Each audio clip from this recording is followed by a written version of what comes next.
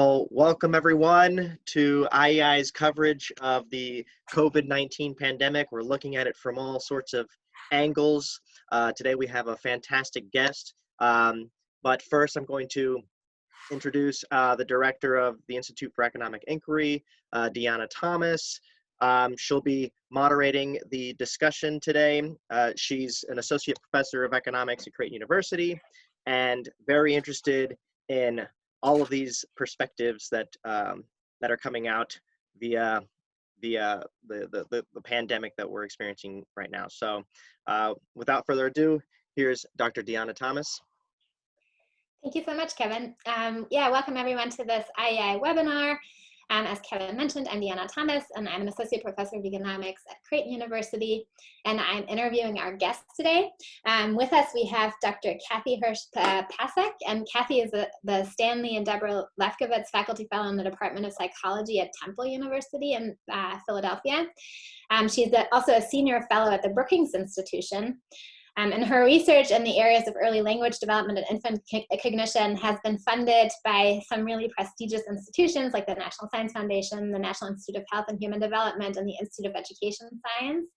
She has published 14 books, and she has over 200 scholarly publications, which is just prolific. It just means you're old. You what? It just means you got old. I hope I can say something like that when I'm old. I doubt it, but I'll try. Kathy is a fellow also of the American Psychological Association, and she's earned many impressive awards, including the American Psychological Association's Bronfenbrenner Award for Lifetime Contribution to Developmental Psychology. So she's an expert and really well-versed in many really interesting topics relating to child psychology and child development. Kathy received her bachelor's degree from the University of Pittsburgh and her PhD from the University of Pennsylvania, and we're really happy to have Kathy with us today. Most recently, Kathy's op-ed for the Brookings Institution titled, "Where's the Rallying Cry? America's Children Are Unequally Prepared to Absorb the Impacts of COVID-19" kind of made the news. Obviously, everybody's really interested in child outcomes and how children are affected with all of the school cancellations and homeschooling that's been going on. And that's also where we got interested from the Institute for Economic Inquiry. Her article was of particular interest to us because several of us have done work on the unequal and often regressive effects of government intervention more generally. And so we're really grateful that Kathy has taken the time to talk to us today. But rather than having Kathy present to us, which is how we've kind of run this in the past, we're going to have this webinar today here as a discussion. So I'm going to start us off with some questions for Kathy. Please feel free to kind of submit some questions to the Q&A board on the bottom of your Zoom screen if you have any, and Kevin will kind of field those questions for us and maybe insert a little bit, and then we'll have some time for Q&A at the end as well.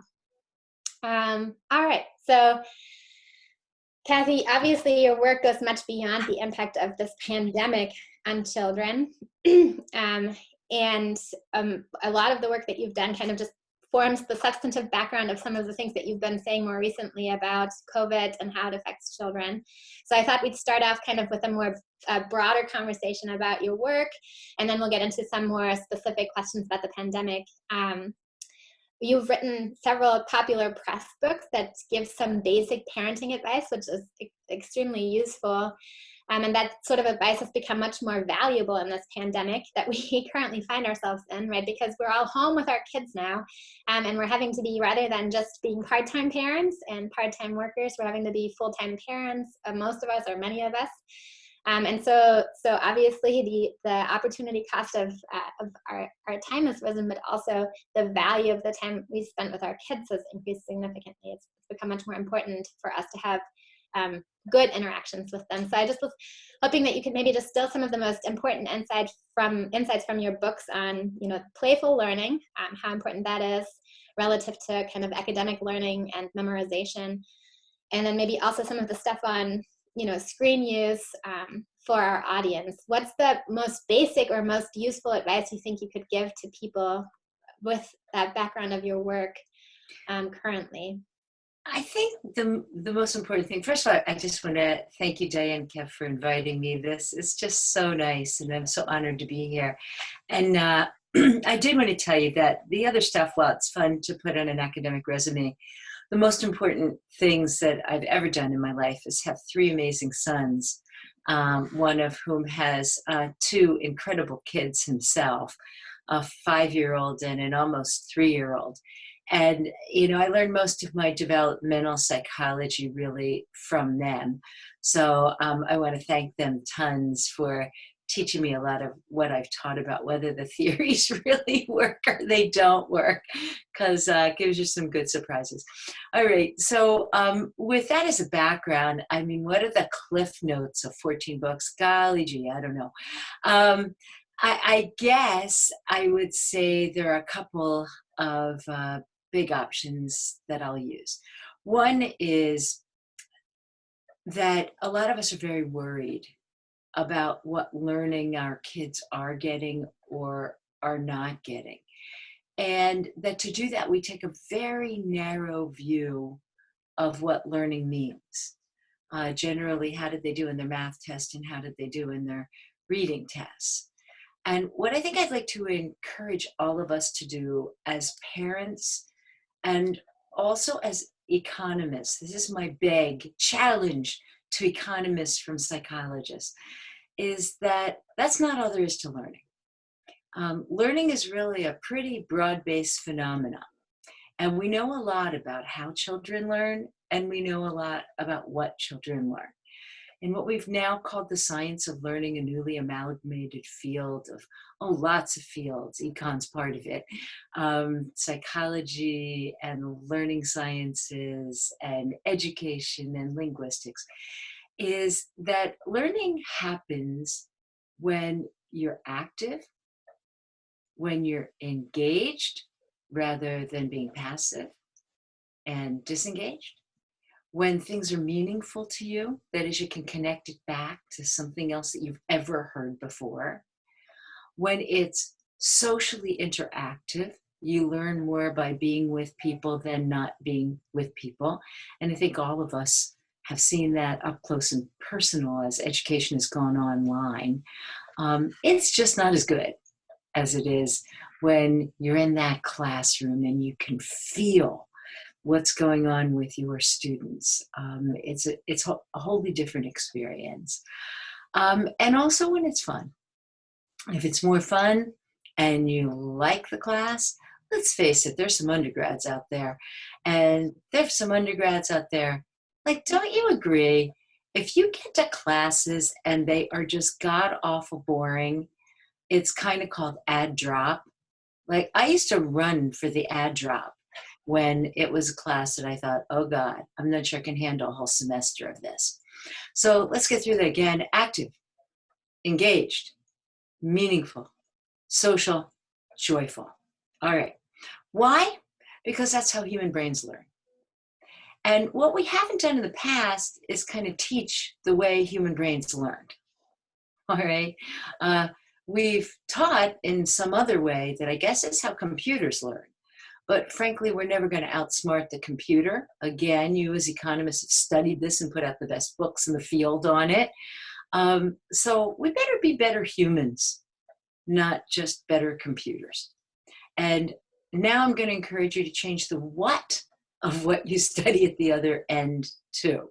And I know a lot of these big databases don't have this part of the what yet, but play with me for just a while. To really be successful in the 21st century, the business leaders are telling us that our students who graduate need to have outstanding collaboration skills. Everything is done in teamwork now, right? Everything is done in community with respect for diversity. Number 2, fantastic communication skills. So they're looking for people who are good listeners. They're looking for people who are good speakers, oral speakers, and for people who are good writers, all right? Turns out that the communication skills build on the collaboration skills. They are not divorced from it. And the content builds on your ability to be a good communicator and a good collaborator. You can see that if you can't communicate with people, the chances are high that you're not going to get the content that they're teaching. So if we put that together, we're already up to what I would call 3 of the 6 C's. Critical thinking is another thing that they look at a lot. And with that, and with content, is learning to learn skills. If it is really the case, as business leaders tell us, that knowledge is doubling every 12 minutes or every 12 hours, think about that. All the knowledge that we have in the world, we can now reproduce it and more 12 hours from now. It means that the jobs that many of our students and that those of you listening are going to have, many of them haven't been created yet. We don't know what they're going to be. And if you don't train as a digital photographer, you're still back in the dark ages. You're not going to be hired. So how do you adapt? And that involves learning to learn new skills. That's what we have to teach our students with that critical thinking. Creative innovation. Who's going to make that next advancement in augmented reality and virtual reality? It is coming. And you will live in that world as students. We all will. And it's very, very close. And finally, with the confidence to do new things, to try it and persist, even if we fail. Most of, again, what is collected is, can you fill in the blank with the right answer? That's not what real learning is. In the 21st century, collaborative is now looking at profiles of a graduate. What do you want the graduates of your institution to look like? Did they just do well in the tests? Is that what you want to say in their recommendations when they move to the next step? Not me. I don't just say, oh, they got an A. I know my students and I say they are insightful, they're good critical thinkers, outstanding writers. That's what we write about. Now, if that's the case, we have now filled out the 6 C's. Collaboration, communication, content with learning to learn skills, critical thinking, creative innovation, and confidence. Wow. So if those are the outcomes, and we know how they're learned, active, engaged, meaningful, socially interactive, and joyful, then together, these 2 grids allow us to create a system for rethinking what our education can look like in higher education and all the way down to preschool and for our children. So, the big advice I have given people in many of my books is rethink it. Rethink it because it has enormous consequences for you. Bring back the very one behavior that we have slammed over the last 10 years, 15 years, 20 years, because we were looking for one right answer. Bring back playful, engaged learning. Because when we do, and when we find the value in play as learning, we will be able to enrich our homes, enrich our communities, enrich what's going on in our classrooms. And I would say that many of my messages revolve around those themes. That's perfect. Yeah. So there, at least I'm not obviously at all an expert in this area, but some of the things that you're saying remind me sort of conversations that we have in higher ed surrounding experiential learning and Yes. taking a stake in your education, things like that. But then also, and I'm thinking about my children who are all a little bit younger, the Montessori approach to learning. Very much so. All Very about being much involved so. in your work. And yeah, the Montessori approach, the Reggio approach, all those are completely consistent with the approach that I think we should be taking for early education. So just thinking, back to pre-pandemic times. So your advice for many years ago. What was your advice for the traditional, public or even private educational environment, maybe for like a grade school level sort of experience, where kids are often now still confined to kind of sitting at a desk and listening to their teacher? Yeah, well, Different, get right? over it. Just Your field of economics has taught us something in spades, right? What we're doing isn't working. You yeah. guys have looked at the big data sets. You have analyzed them out. You report the report cards, every 2-3 years, based on some of these data sets. We're not moving. We haven't budged since 1975, when we first started looking at the achievement gap. So let's get real. If what we're doing isn't working, it's not creating the profile of a graduate that we need to have, then by gosh, we better think about how to redo our education. Whether it's the flipped classrooms or the experiential education that's going on in the colleges, or more experiential play-based education like a law that was just passed in New Hampshire for all kindergartens to go into playful learning. And I think we have the models to allow for educational reform in precisely these ways. And So I would like to see us do it. yeah, no, that's great, and I'm glad to hear that there are states that are already trying to incentivize some of those. Yeah. So how do we reconceptualize kind of the educational space? Is it, currently, classroom sizes in Nebraska at least are between like 15 to 30 kids, and depending on what sort of school you're looking at. So if you have play-based learning, do you have to have smaller classrooms? Do you need more teachers? What are kind of the changes that you think you would encourage? Well, amazingly, the answer turns out to be, I don't think so. Okay, I don't think that what this is a revenue costing proposal that will knock us out of the water. And we always have to look at our trade-offs, Diane, right? You always have to look at your trade-offs. So let me give you an example from what I heard about in Florida this week. An economist friend sent me what's going on. And the same thing, by the way, is true in Pennsylvania. A lot of people are now considering, look what just happened for, 3 months. This is pretty incredible. And we kind of got away with not having classrooms. Well, it is cheaper to not have classrooms. It's definitely cheaper to have your kids come in on Zoom, right? No question. And there was a proposal in Florida to team up with a group that is doing what they call online preschool. I would call that a misnomer, because I don't think you can have online preschool, full stop, okay? It seems unbelievable to me that you would think that you're getting anywhere near the same experience when you take out the social part. Yeah. And you just replace it with sit and do. And I don't care if you're sit and doing with games, or you're sit and doing with a teacher who's interactive and trying to engage you. If you're anything like my 5-year-old, you last 40 minutes. Yeah. That's it. Okay, at least in the preschools in Pennsylvania, and I know in Nebraska, because I know Dr. Sam Maisel very well. You've done a great job.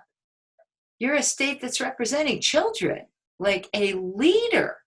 So go for it. And I think you can't call that a substitution. If you want to call it a supplement for a hard time, go for it. Okay? If you want to say, I couldn't get fresh veggies, so I went to canned. Okay, I get that. But it doesn't mean at the end of the day that we should always buy canned vegetables because they're cheaper than the fresh ones. That's not the way to treat people. They don't have the same vitamins, right? Period. So I think we have to think carefully about the trade-offs we make with human capital, in the same way that we think about the trade-offs that we make with financial capital. And I would make the argument that your human capital may be even more important than your financial capital at this point in our history. because again, a lot can be automated. So I'm sorry for giving you like such strong opinions here, but I really have such strong opinions about this. So I think if we turn again to the 6 C's, what is the best way to achieve that in a classroom? It's actually through something called thematic-based education, which is incredibly well-designed, thoughtful education that surprisingly teachers have more fun teaching. Oh my God, imagine that. Teachers enjoying their jobs again. That would be incredible because they wouldn't be under the thumb of having to do so much that is test-driven teaching. And I would suggest that you can do a lot of these within the context of a theme and that there are schools that are doing it. We currently have a pilot that's running in Michigan, in Grand Rapids, Michigan, and pilot kindergartens that are running in the Westchester School of Pennsylvania. And if any of your economic team want to come and help us study this, you want me to tell you how fast I would welcome you to the team, like tomorrow, yesterday. So what we've done, and let me just give you an example from what's happening in the Westchester schools. Did they change any of their faculty? No, they did not. But there was one change. The faculty of the whole kindergarten in a school started to talk with one another. Oh, well, that's amazing. Not just as friends, but to plan the theme for the whole kindergarten. The theme they took? Well, let's just take weather as a start. They took weather. I happened to go in and see the class the day that the Westchester school system took weather. Okay, I pull in. 2 of the teachers were not so sure about going in this direction. One was absolutely ecstatic about it. But something happened. When I pulled in to see these teachers, all of a sudden they said, "We love this." Well, why did they love it? All right, let's look at the classroom. No, it wasn't a whole lot of people sitting around desks. There were like 4 different stations. One of the stations had some kid who was sitting there with a cardboard box going like this. I honestly couldn't figure out what the heck she was doing. But she was looking at another kid who was standing at a huge map of the United States. And another kid who was jotting down notes. So I said, "Oh, what are you doing?" The kid with the cardboard box, it was a girl, said to me, "Can't you tell I'm filming the nightly weather report?" "Oh," I said, "wow, that's pretty incredible. How does that work?" "Well, you have to get it out to millions of people who want to know what the weather report is going to be for tomorrow," and explains how television works. Okay, that was fine. And then the girl who's in the front starts pointing to the map. I don't know if she went as far as your state, west, but she did go west. And she said, "Can't you see what's happening? There's a low front that's coming across the country. That probably means in a couple of days, we're going to have precipitation in Pennsylvania." Now, these kids were 5. When I heard about precipitation and low front and high pressure area, I thought, seriously? You actually have any idea what these are? Well, of course. The little boy who was taking notes, he was scripting it and explaining how all that worked. Wow. So that the weather report lady could give the weather report. Made perfect sense. I call that science. Right. I call that math. I call that vocabulary. So I moved to the next station. At the next station, there were children. I think there were 4 of them. They were diligently taking droppers, and they were dropping little drops of water in the diameter, in the, a circle, to see how much it took to fill the entire circle. And when they were done, they were graphing it. And then they looked at each other's answers to see whether the team agreed with how many drops of water they needed, creating, with the teacher's help, the mean. That's 5-year-olds calculating a mean with the number of drops and graphing it. All right, I think you can see what a theme-based education does. Let's look at it for just a moment. Collaboration, I saw it in that example. Communication, yep. Did you see content? I saw a lot of different content areas that were way richer than you ever get in kindergarten. Oh, what about critical thinking? Yeah. Creative innovation. I thought the cardboard box were pretty creative. And what about confidence? I think they persevered to get the right answer. I think they had grit. I'm pretty impressed. And the growth mindset that they could do it. Yeah. That's what it looks like. And it can look that way all the way up. I use that in my college courses. Yeah, so maybe, I think this kind of can lead us into the conversation about the pandemic a little bit more Sure. as well. I think it's really interesting what you're saying. I've heard a lot in kind of conversations about homeschooling and unschooling and teaching kids about just daily life and making that the opportunity to learn. Yeah. So as we have kind of shifted from having any kind of formal schooling to just being at home, obviously everybody's experienced the now sit and do part of the educational system, because we've all had to take instructions from our children's teachers and kind of deliver some, spelling tests or whatever. Like, so every Friday for the last 8 weeks, I've sent a spelling test to my daughter's teacher, and I've had to tell my daughter, you have to sit and do that. I know, isn't it horrible? Yeah. But then there's also, we kind of tried to, or at least a little bit, tried to integrate learning the spelling into our daily lives rather than just sitting and, copying the words down or doing kind of like a worksheet or something. So, is there maybe an upside to the pandemic of kids being home, or at least these preschool kids and having an opportunity to learn kind of with their parents in daily life a little bit more than they otherwise would have? And then maybe a follow-up question. Obviously, that's going to be very different for different families, right? That's going to look very different for Absolutely. different families. A lot of the time, people have found themselves home with 2 working parents trying to juggle work while also watching the kids and not having any formal childcare. So can kids learn in a less guided environment, and what's kind of the effect, maybe the differential effect that you think the pandemic might have on these different learning environments for different kids? Sure. Well, there's a lot of questions bundled in that, so I'll try to hit them all briefly so we have more time for more questions. So the first part of the question is, look, we all have things we have to get done, so get them done. The same thing's true when you're sitting in the classroom. There are things you like more and things you like less. On the dinner plate, there's things you like more and things you like less. Doesn't mean you can avoid your veggies every night. So it's not like we eat dessert for our main course. So we have to get real too. It's a mix.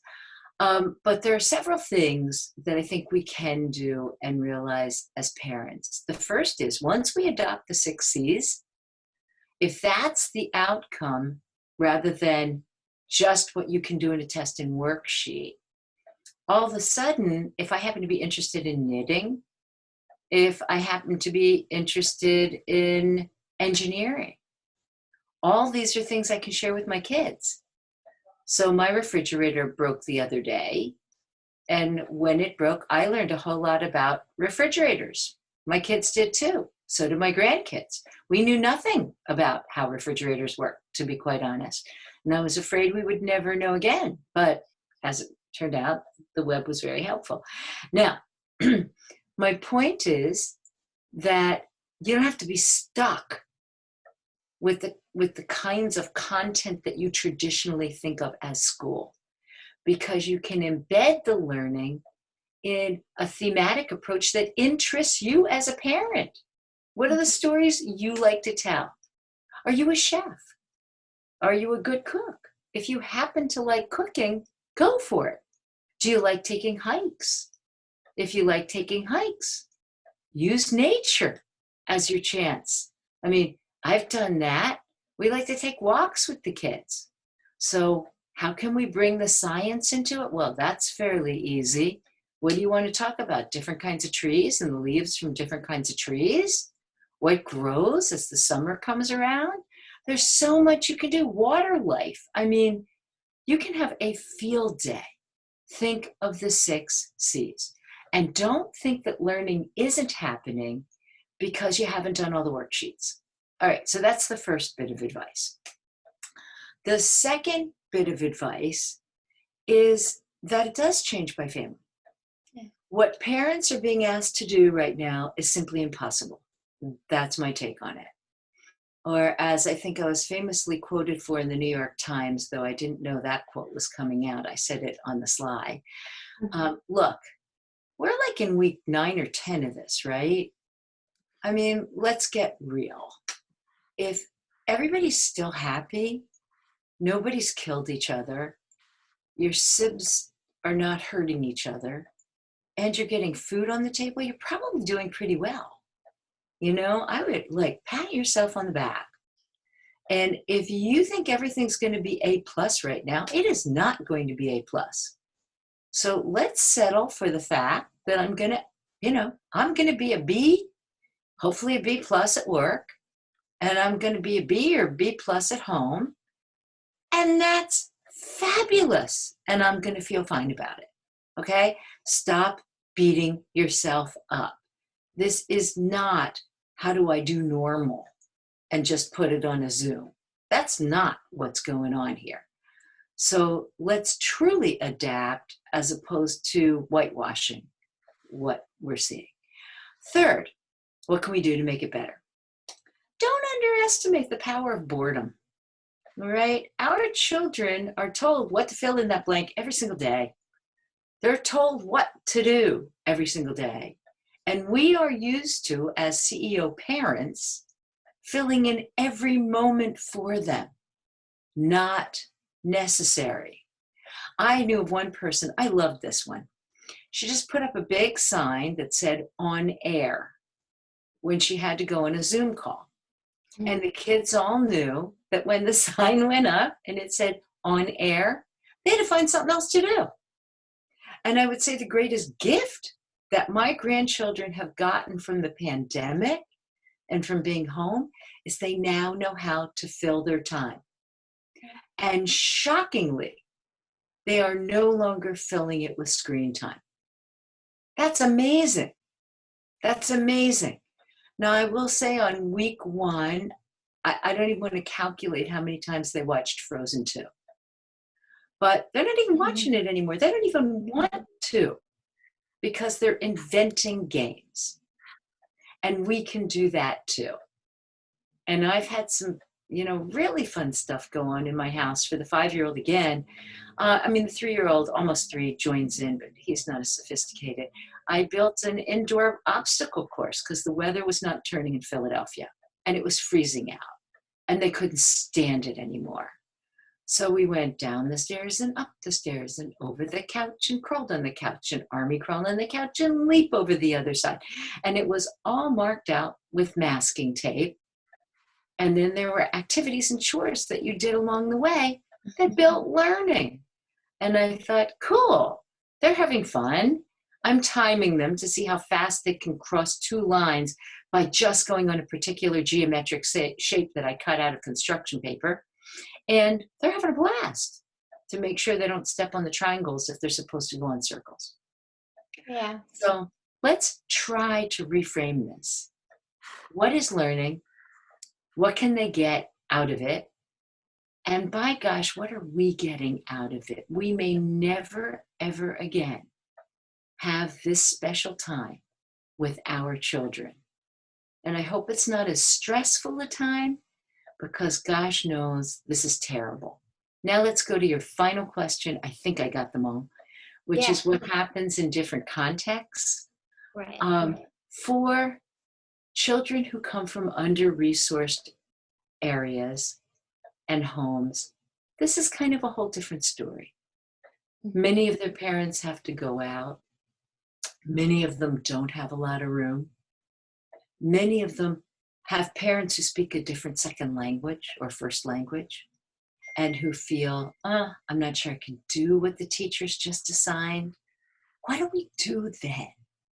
And I think the best thing we can do is to help give suggestions to people that aren't in the form of guidebooks, because they're not interested in reading the guidebooks and don't have time, and that let them know that letting their kids figure out some of these games on their own is okay, and that talking about what they're interested in, helping their kids cook and just pointing out some of what goes into a recipe, how many cups of flour you need, makes it into a math lesson.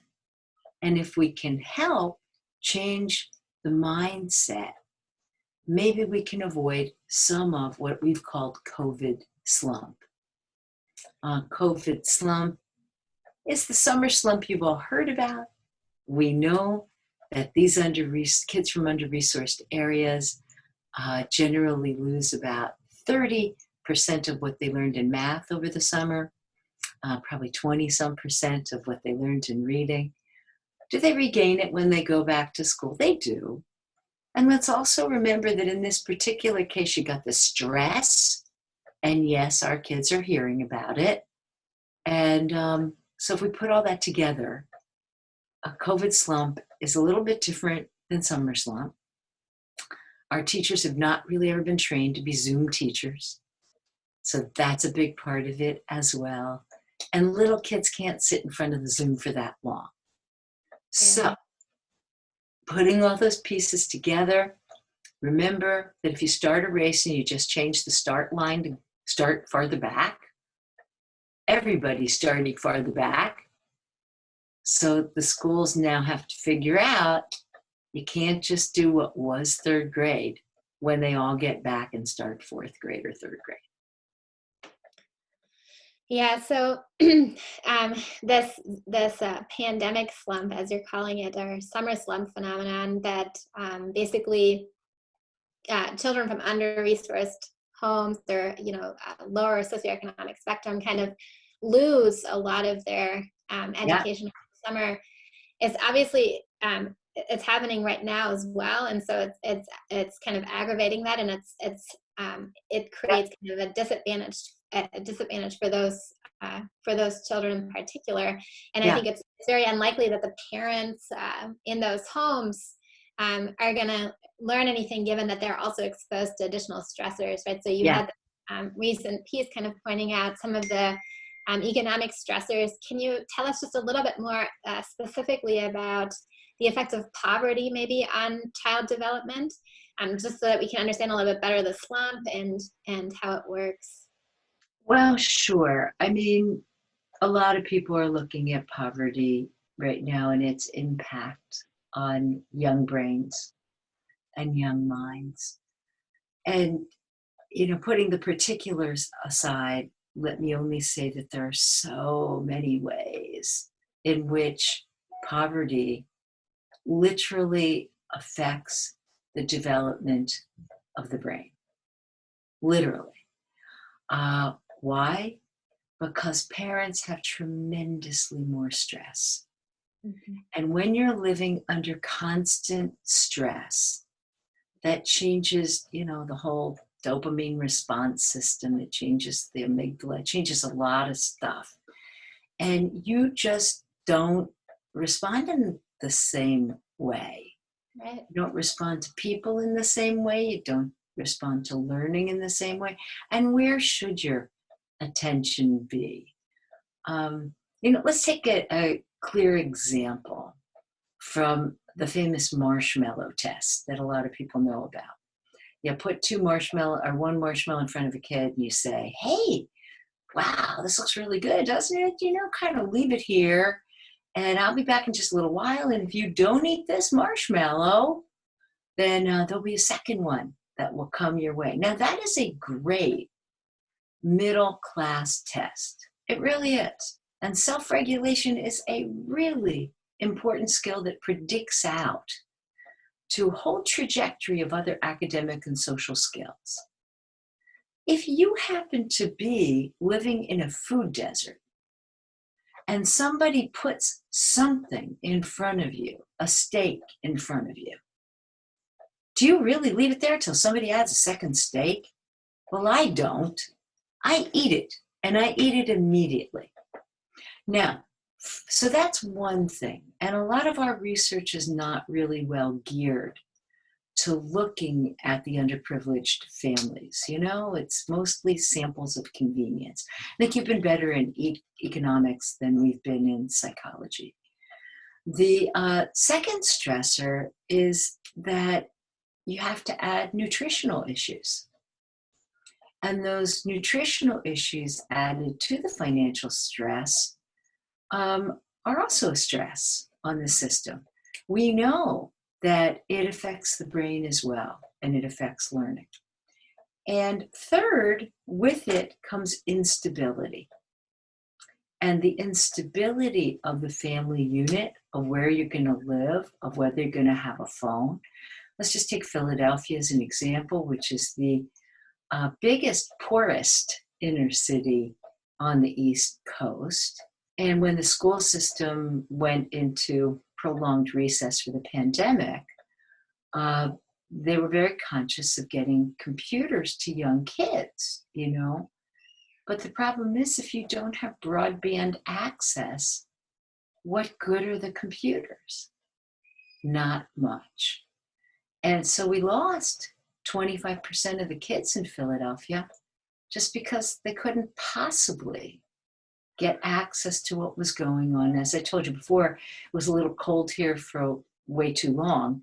And the school's response, and it was not because they were being negligent, it's because we didn't even know what to do. And in the United States, we seem always to not know what to do. So our policies have not yet brought broadband everywhere, right? If you can afford it, great, you get fast access. If not, you don't. So the result of that is the school said, well, can they go and sit in the parking lot? I mean, really? In the cold, you're going to have elementary school kids sitting in a parking lot so they can get access to the teacher's lessons on school broadband? I got to tell you, I wouldn't let my kids do it. Right. So would you say then, given this differential impact and ability to access online resources and things like that, differential ability to access those resources, and given that parents are, you know, more strained financially and economically than they were before the pandemic, would you say then that returning kind of to in-person schooling should be a high priority, and trying to figure out how to do that? And you know, some of the things you mentioned in a recent piece on this topic are that some school districts are doing summer school. Yeah. Would you say that those returning to in-person schooling is a priority? How do we do that? You know, the psychonomist Emily Oster had a piece recently. She also has young children. She had a little blog post recently, basically suggesting that could we please have camp? You know, if we're outside, can't we get our kids to at least go to outdoor camp? There's not a high chance of transmitting the virus when you're outside, and kids don't, you know, get all that sick. Do you agree that that's a priority? And how do you see us returning to formal schooling? Well, there are a lot of unknowns yet. The scientists I talk to are just filled with unknowns. One, can children transmit this to adults? I don't know. We know that they seem not to be transmitting it much to each other, but we don't know. There's this new branch that has been discovered, what's called Kawasaki disease or something like that. Mm-hmm. The numbers went up from 52 to 100 children this week in New York City. That's all unknown. It's all unknown. So we do have to figure out the unknowns first, at least some of them. But if it can be done safely, there's no question you should prioritize in school, in person, with adults who care. In Philadelphia, minimally, we're going to just cut off certain streets from traffic and allow kids to play in the streets.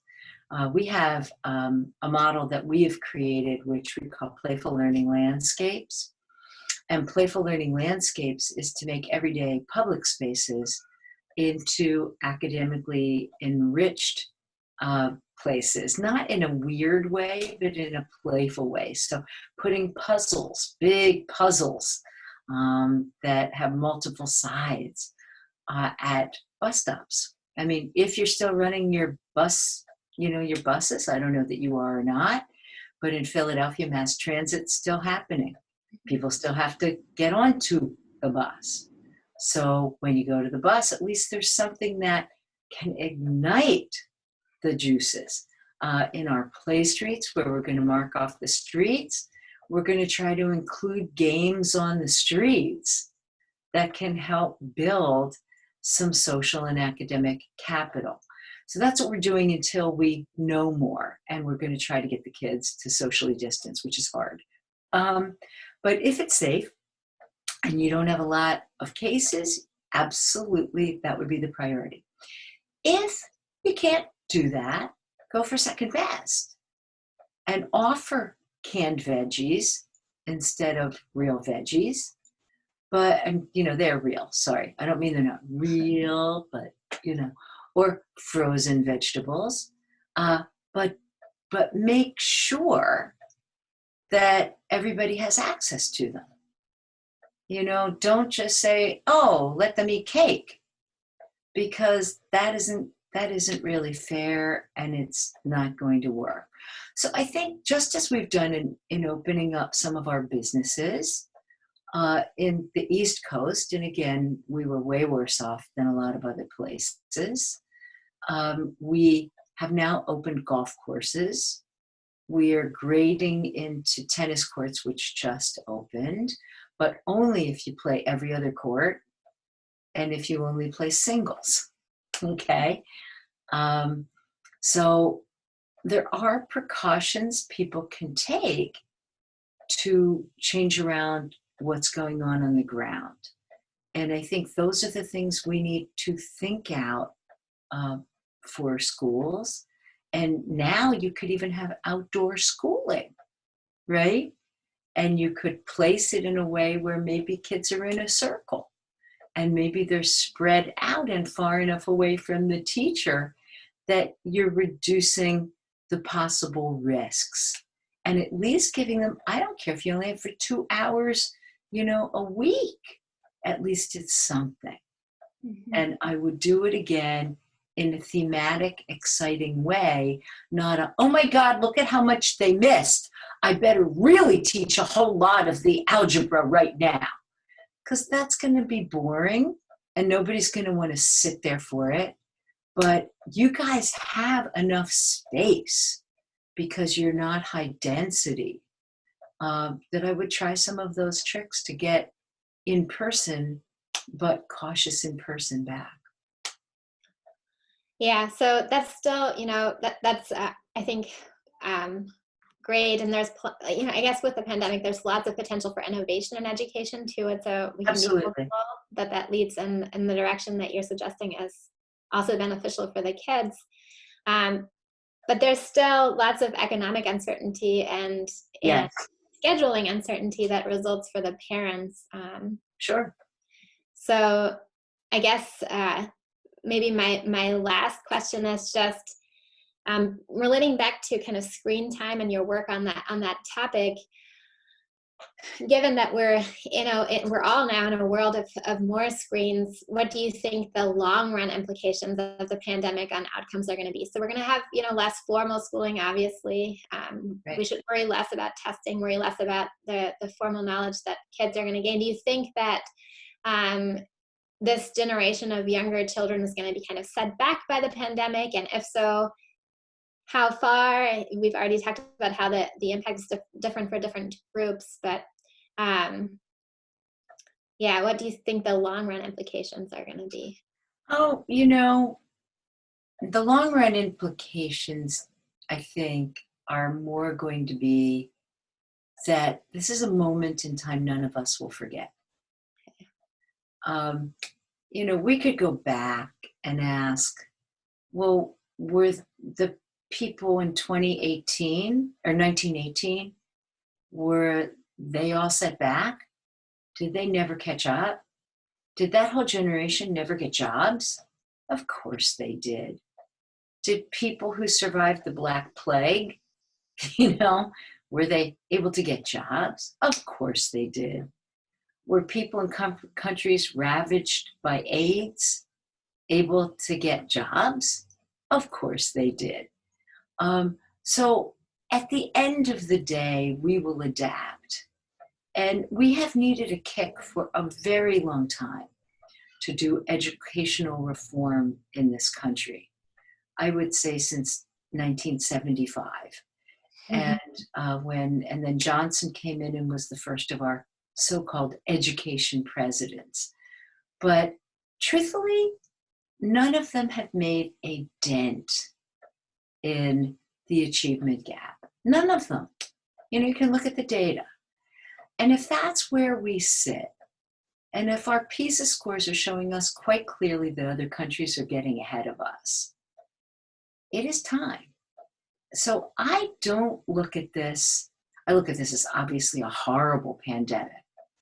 But for those of us in the field of education, I kind of think it was maybe the kick we all needed to jump into action and envision a new system.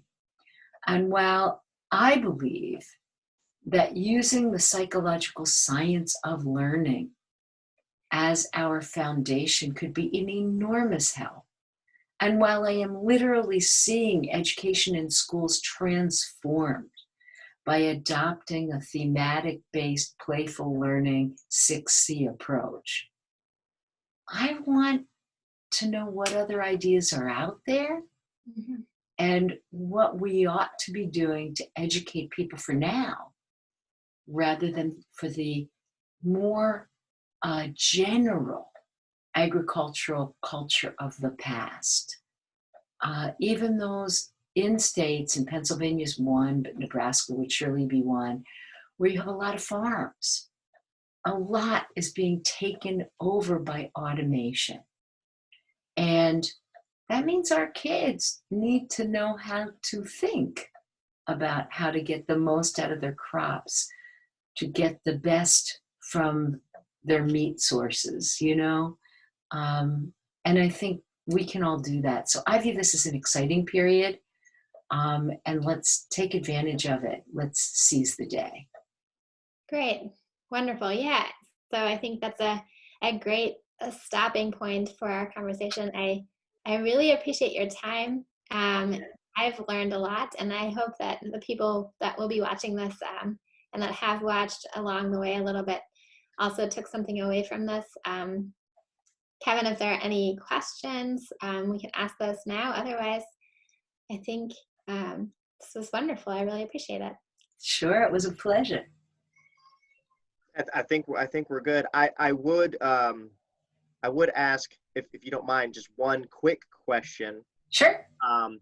On this idea of achievement in education, and I'm on board with the 6 C's and experiential learning and all of that. But how is it that we actually measure? So a lot of funding to education is dependent upon particular benchmarks.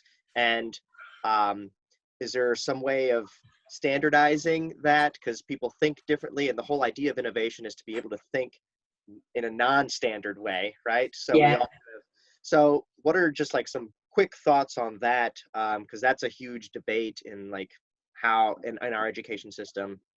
It is a huge debate, and I have two answers. One is we're working on measures. A lot of people are working on measures. Two is that qualitative data ought to be allowed back in.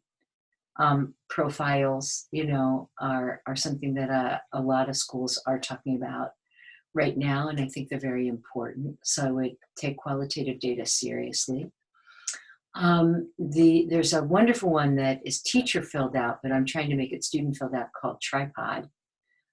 which gets at a lot of these topics. So people should take a look at it and see how they would want to modify that. And I'm working with the guy who put that into place.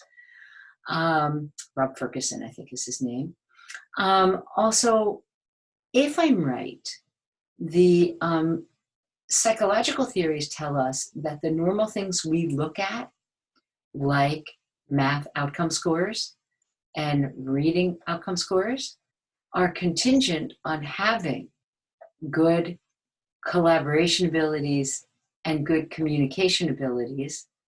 And so what you should see is not just a rise as if each of these are independent bins, but you should think of this more as a systemic model. And as a systemic model, it should be the case that it would increase education more generally. And as one example, a paper that came out in Science by Esquist and Lillard, beautiful paper on Montessori schools, Diane. And they tried the Montessori approach in a public school system in Milwaukee with a very under-resourced population. And what they found is that the programs that they were looking at, the Montessori program, not only increased the kids' general math and reading scores, but all the way up to age 12, I believe it was, they still did better in writing, in reading, in math. So there are long-term consequences of thinking about a breadth of education where, if we're right, you can use some of the very standard measures that have already been used, and they should be elevated along with the qualitative stuff and the more quantitative stuff that we're developing now. We're looking forward to working with economists to make it even better. Awesome. Thank you. Perfect. Cool. All right. Well, we really appreciate it. We really appreciate your time. Sure. Thank you. It was a lot of fun. And thank you again for changing your format to be the interview. I just didn't have time to pull together a whole new talk, and it's kind of more fun anyway. Yeah, no, absolutely. This is great. Experiential, right? It is experiential. We'll learn more. Yeah, exactly. All right. Thanks so much, guys. Thanks a lot. Have a great Bye.